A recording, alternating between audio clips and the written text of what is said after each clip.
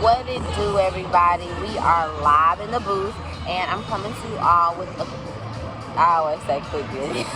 I always say quick video. Yeah, this is what we're doing. So, coming to you all with a quick video.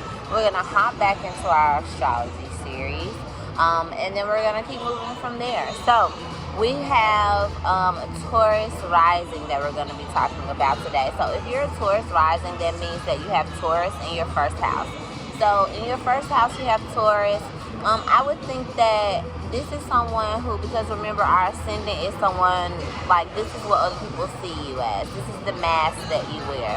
So I would say that other people probably see you as dependable. People probably see you as someone who is very fruitful, who has an abundance, who is someone who is loyal, someone who has their own resources, someone who brings resources to the table. They can also see you as someone who's very beautiful, because Taurus is ruled by Venus.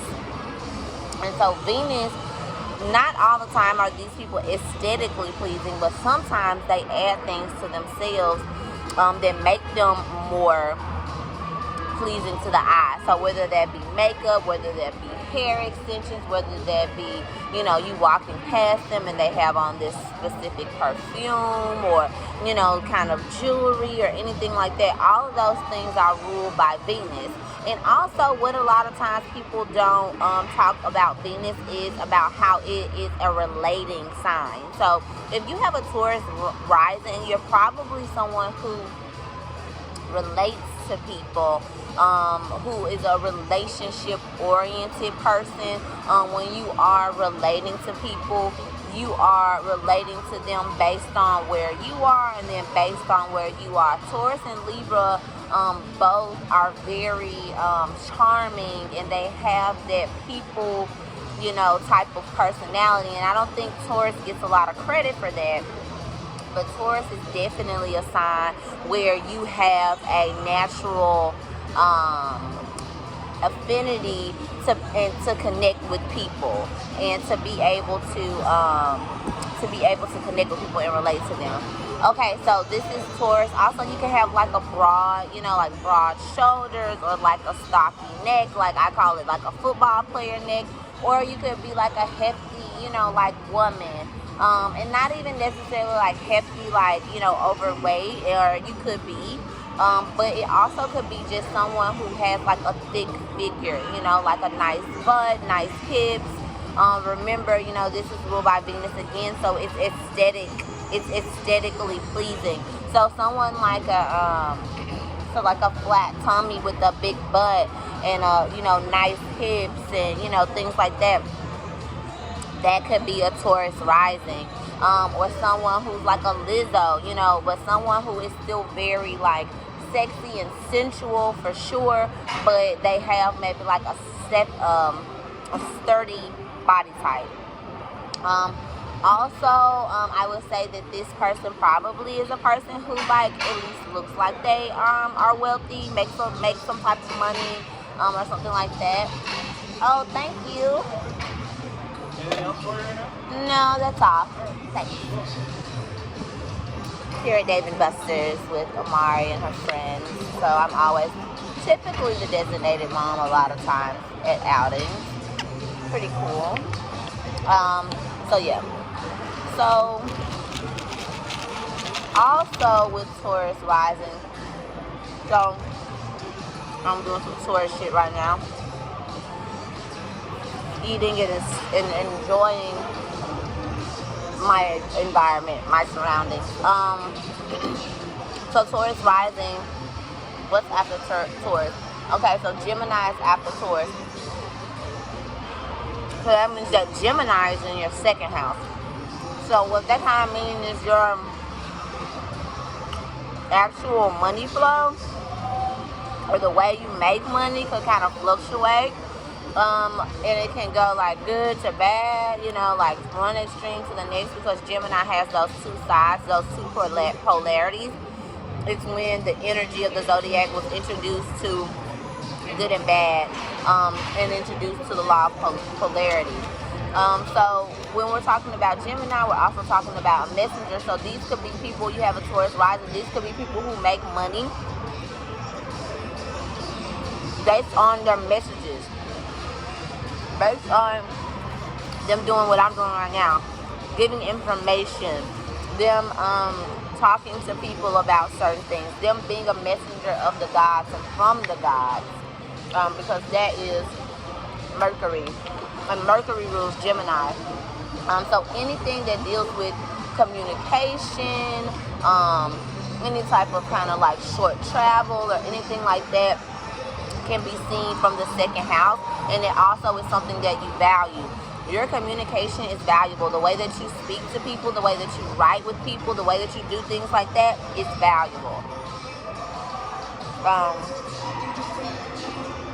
So yes, definitely there. Also, but this could be someone who's like a talk show host, who is like valued for their communication, value for their words, value for how they send messages to people. And this is something that you came to Earth with. You came to Earth with these gifts in order to materialize them and in order to use them so that you can have material gain. So second house, people are always talking about it's the money house, and it is the money house, but it's the value house. It's what you came here, your gifts that you came here with, your value that you came here with, and how you materialize that into finances, into resources. Okay, so then third house is Cancer. So Cancer is the family. It automatically makes me think that you come from a family of communicators. Your children, or people who are in close proximity to you, your cousins, things like that. These could be people who have something to do with, like, these are your family. These are the people who you hold dear. These are the people who you are most emotional with, who you most share your feelings and you communicate with most. Because remember, the third house is actually ruled by Gemini, and so you have Cancer there. So the way that you communicate to your family is going to hold great value for you, because I mean, all you have to do is look back at the second house, which is your value, which is actually in Gemini. So the way that you communicate with your family is going to hold great value for you. And you probably, when you communicate about stuff, you're probably also very emotional in your communication. A lot of your communication is probably channeled from a divine space. Cancer is a water sign, so it's probably channeled from a divine space and channeled from spirit and your intuition. You probably have a lot of talkative people in your family. Your family may be a place where you recognize your communication skills, and your lineage maybe communicates to you a lot about your communication skills. And your family, they also may be a gossiping family. Cancer in the third could also, I feel like, be a gossiping family, because Gemini is the gossip and Cancer is the family. So, alright. Moving along. Fourth house, Leo. Okay, so you could be, like, you can come from like a royal heritage, like a royal family, a very regal, very vain, very proud, very confident family. With the family that you create, if you didn't come from a family like that, with Leo in the fourth, the family that you create is going to be very confident, very loud. This is going to be a family of pretty much stars. Everybody's going to come through like, oh shit, walk through, oh shit, walk through. Everybody in in your family is going to have that Leo, proud, star of the show type of energy. Also, the people in your family, or like just the natural, like you have a lot of probably performers in your family. And the fourth house also is like your roots. So you probably have a lot of performers in the family, a lot of people who did some type of creative arts or some type of performance art. People who dress really well. People who were just like the stars of the show. And then you move to the fifth house. Fifth house is Virgo. So you have all of this creative talent, but you're very critical about it. And you like to fine-tooth comb it and make sure that it looks good. And also, that fifth house Virgo, it's your service to humanity, because Virgo is all about service, and it's all about us being able to serve humanity and be a servant to humanity. So with that being in your fifth house, your kids, you'll probably do something with kids for your service. You'll probably do something creative for service.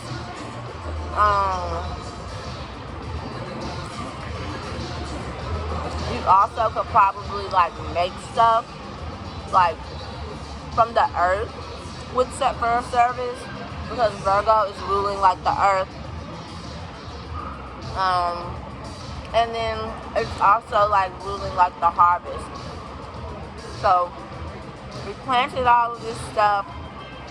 Before we go into Libra, we want to go ahead and collect the harvest. We want to go ahead and collect what we planted. We want to go through it with a fine-tooth comb, and that's Virgo. So the arts, your kids, could be critical of your kids, or just critical of your art and what you put out as creativity.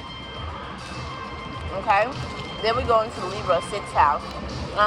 So with you being a Taurus rising, I feel that Libra, wherever Libra is important. So Libra, because they're both ruled by Venus, and so of course you have to check your Venus placement too to see what actual sign it's in and then what actual house it's in. So sixth house,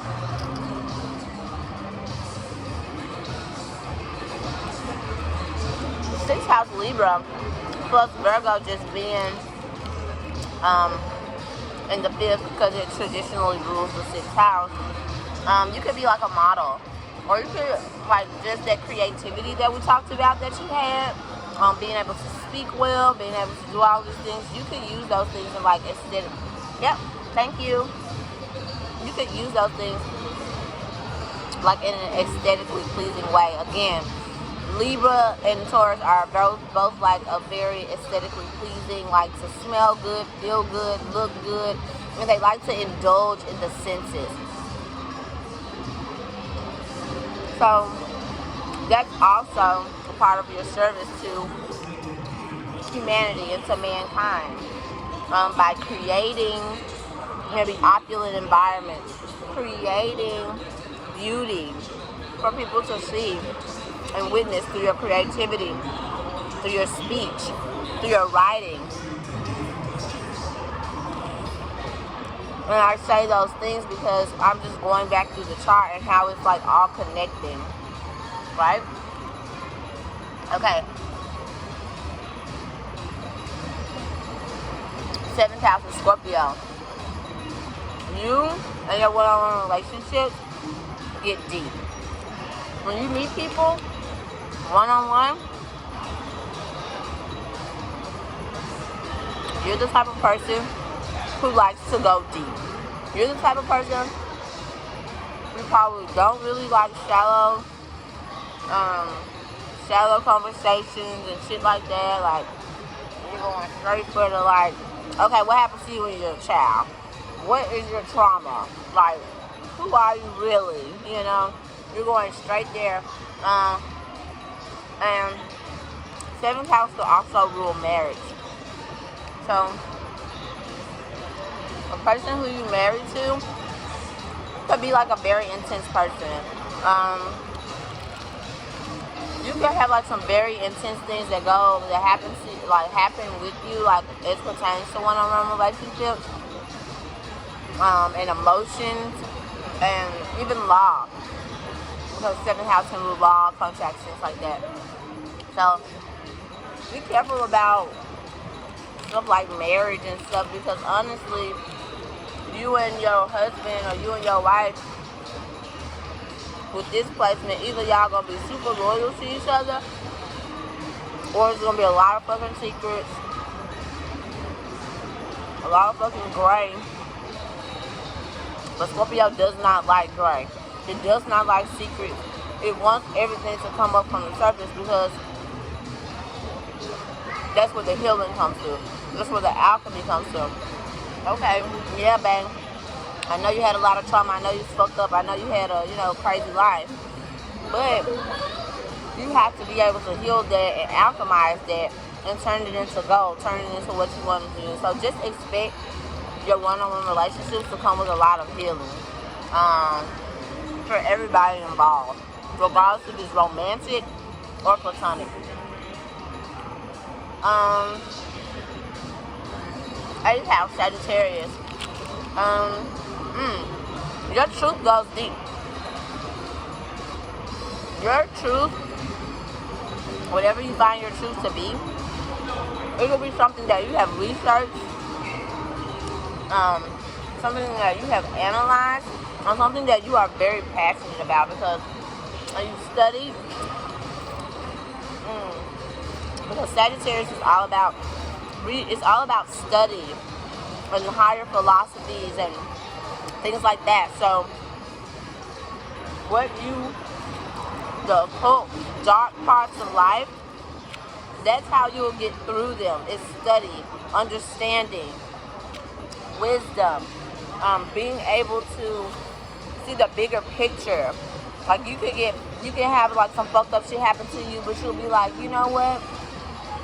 I learned this from that. I took the bigger picture and I changed it from this to that. So that's the thing. Also, that could be what you do for higher knowledge. You could study occult sciences or study some type of hidden knowledge as pertains to whatever it is. Sagittarius is usually like religion, spirituality, stuff like that. So you could very well find like the hidden knowledge within that, and that could be like part of your like higher education. 9th house goes to Capricorn. 9th house in Capricorn means that you're going to be very serious about your truth. The stuff that you studied in this last house, like the depths, all of that, like you're going to be dead ass about it. You're going to be serious about it, and you're going to be a person who like consistently like moves towards it, because Capricorn is a slow moving energy. It's Saturn, and it gets things done and it's responsible, but it's not like a zoop. It's more so like a steady progress, and a steady progress, and you will see that with many Saturnian people. And when it comes to you getting your higher education, it's going to be a steady process. When it comes to you finding out that truth that you just studied in the 8th house, it's going to be a steady process. Finding out those deep, dark secrets, it's going to be a steady process. It's going to be a work. Okay, 10th house, we have Aquarius. So for your job, you're very innovative, moving people towards the future. It can have something to do like what you do for what you do for a living, like what you do for work. Even though we know like you're definitely going to be creative and stuff like that, and I think that you'll also be like whatever you do for your career, it's going to be something that stands out, because Aquarius doesn't blend in, it stands out, and it delivers divine nectar. What we already talked about is your Mercury. Your like ability to communicate. So you're definitely delivering divine nectar in a very different and innovative way to lead people to the future. You may come up with some type of app or some type of technology, utilizing astrology and this and that and merging them together, or something like that. Something Aquarius like. Aquariuses are very, and also it'll be something that you're kind of like detached from. You love it, but you're kind of like detached from it. You're detached from your public image. Your public image is something that you care about, but it's like, whatever. I'm just here to teach. I'm just here to help people learn. I'm just here to take people into the future. So then you have that for the 10th house Aquarius. Then you move into the 11th house. You have Pisces. So in your tribe, in your spaces, your hopes, dreams, wishes, you're very empathetic. You're someone who wants the best for the world, who wants to, be a humanitarian. And then also Aquarius speaks to that too. I don't know why I didn't say that, but Aquarius definitely speaks to humanitarianism. So that's your career. Like, you're going to be giving back to humanity in these different ways that we've already discussed throughout the chart. Through those things, look to the 2nd house, because like I said, that's going to show you where the value is. That's going to show you what gifts that you have. Then the 5th house is going to show you how you creatively express those gifts. And the 6th house is going to show how you do that on a day-to-day basis, which we've already talked about. And so the 11th house, Pisces, and so you may have, dreams of, being famous, or you may have dreams and hopes of having some type of illusion, around you. Maybe people, they know you, but they really don't know you. You can also, like I said, be a humanitarian, someone that's giving back to humanity, someone who loves and has empathy for humanity, definitely a healer, definitely someone who could serve as a psychic in their communities, or you could be in a community of psychics, of spiritual people. And then 12th house comes to Aries. So that Mars energy that you have, that get up and go, it could be sleep for a part of your life. It could be sleep that kind of like thoughts and instinctual and just like knowing what to do without anybody telling you. It could be sleep. So it's your responsibility, whatever is in your 12th house, to wake it up.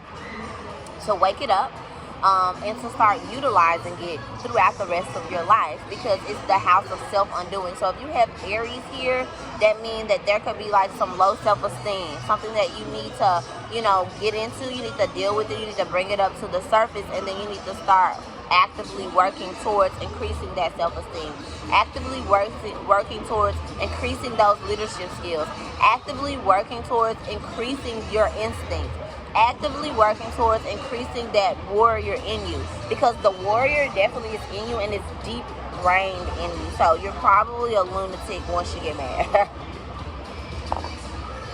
And you're like, what the fuck? People don't see it coming because it's hidden. Mars, the Aries energy, is hidden in a water space.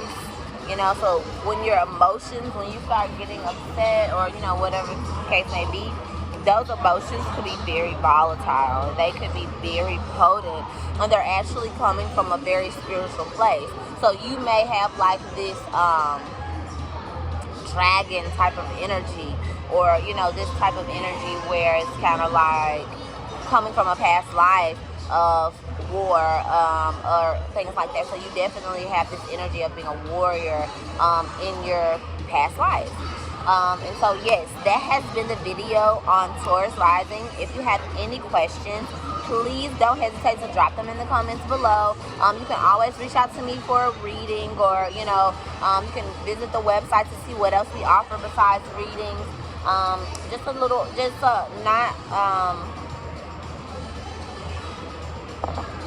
Just an amazing space to be able to, like purchase holistic products and then seek holistic services, if that's something that you're interested in. Love you all to life. I'm wishing you all peace. I'm wishing you all love. I'm wishing you all abundance. And then also ultimate creativity and being able to create your way out of whatever it is that you have going on, being able to create a different life in a different space, because you have the power to do it.